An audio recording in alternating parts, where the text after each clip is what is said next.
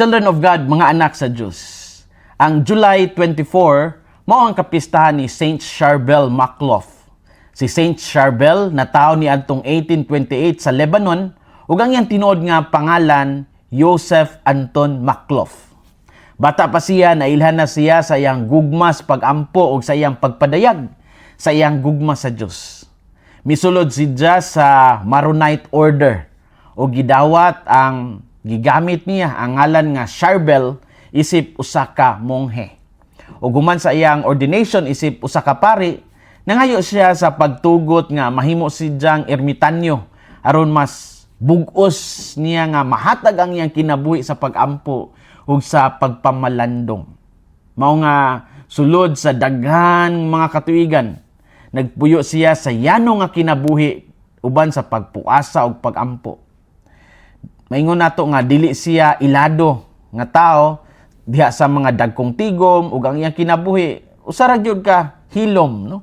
Kanang silent lang, no? Apan balaan.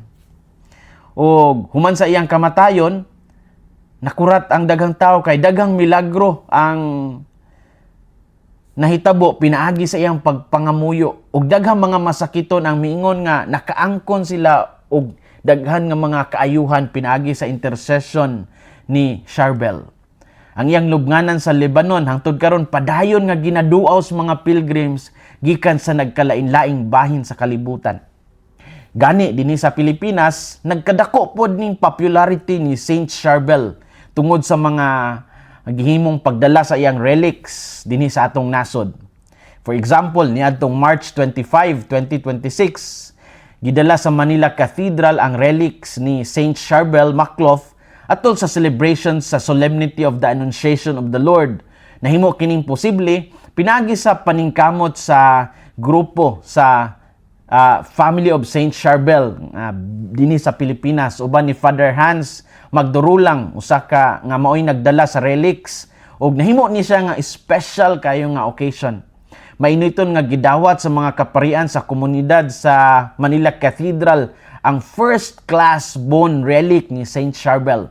Ug sukad sa pagsugod at sa adlaw ni dagsa ang mga deboto sa Manila Cathedral aron magampo, mamalandong ug magpasidungog sa relics ni Saint Charbel. Kansang pagpamatuod sa pagkabalaan, nagpadayag sa pagdasig sa mga magtutuo sa tibuok kalibutan. Ang kinabuhi ni Saint Charbel nagpamatuod nga ang kasing-kasing nga hingpit nga gitugyan sa Dios, totally consecrated to the Lord, totally offered to the Lord, mahimong mamunga bisan pa sa hilom nga pamaagi. Sa ebanghelyo karong adlaw gipasabot ni Jesus ang kahulugan sa sambingay sa magpupugas. And this is very familiar to us. Ang liso mao ang pulong sa Dios ug ang nagkalain-laing matang sa yuta naghulagway usab sa nagkalain-lain nga kahintang sa kasing-kasing sa tao. Unsa may makutlo nato karong adlaw? Unang punto, ang pulong sa Dios mamunga lamang sa kasing-kasing nga anda mudawat niini.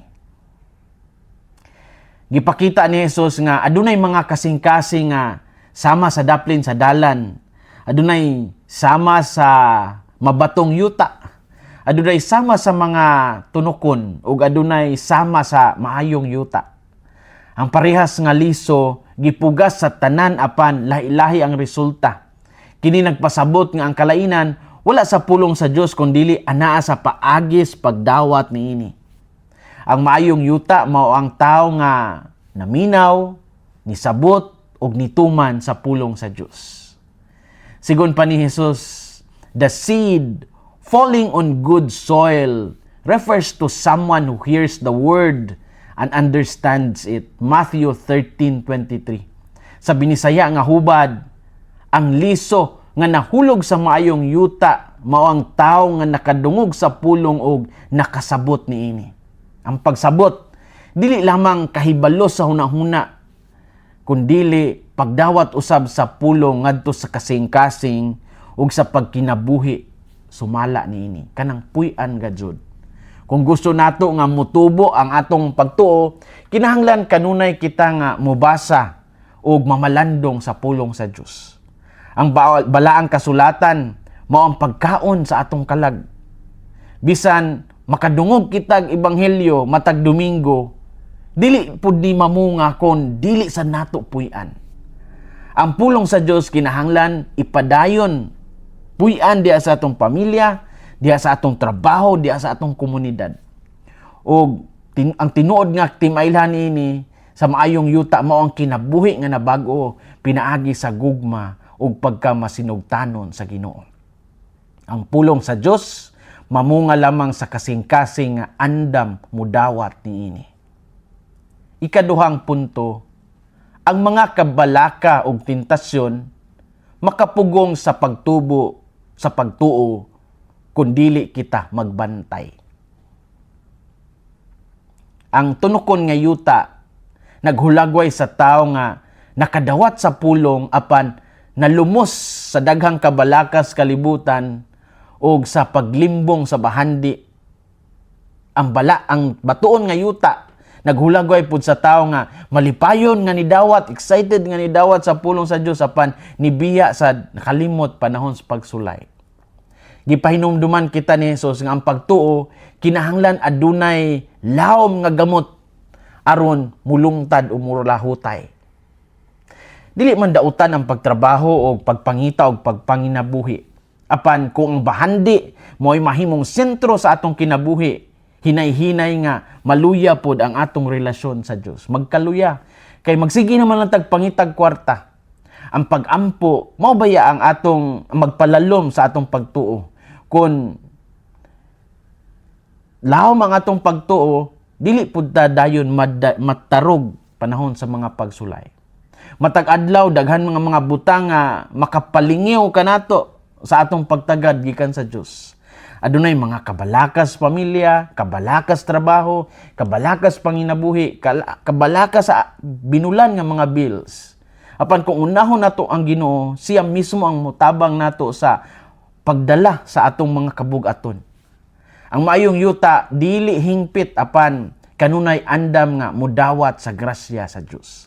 Ang mga kabalaka ug tentasyon makapugong sa pagtubo sa pagtuo kon dili kita magbantay. Story time. Nakadungog ba mo sa BCBP? Ang BCBP mo ang Brotherhood of Christian Business Professionals. Usa ni sidya ka international nga organization sa mga Catholic businessmen nga professional nga natukod sa Pilipinas niadtong 1980s. Ang tumong sa BCBP mo ang pagtabang sa mga miyembro niini nga mahimong matinumanon nga mga disipulo ni Kristo sulod sa ilang mga negosyo o sa ilang propesyon, sa ilang pamilya. Gidasig nila ang integrity, ang pagkamatinud-anon ug pag-alagad isip bahin sa ilang trabaho. Regular silang magtigom alang sa pagtuon sa balaang kasulatan, sa pagampo o pagtinabangay, pagdinasigay sa usag-usa. Sa akong pagpuyo sa Cebu kaniadto, nahimo ko nga kabahin sa BCBP North. Og madasigon kaayo ang ilang mga tigom sa BCBP kada Domingo sa buntag para sa ilang fellowship breakfast nga dili lang gyud inambitay sa pagkaon no, kundili mauusab ang pagpaminaw sa pulong sa Dios pinaagi sa mga testimonies sa pamilya nga na-assign nga magpaambit sa ilang kasinatian ug pagtuo.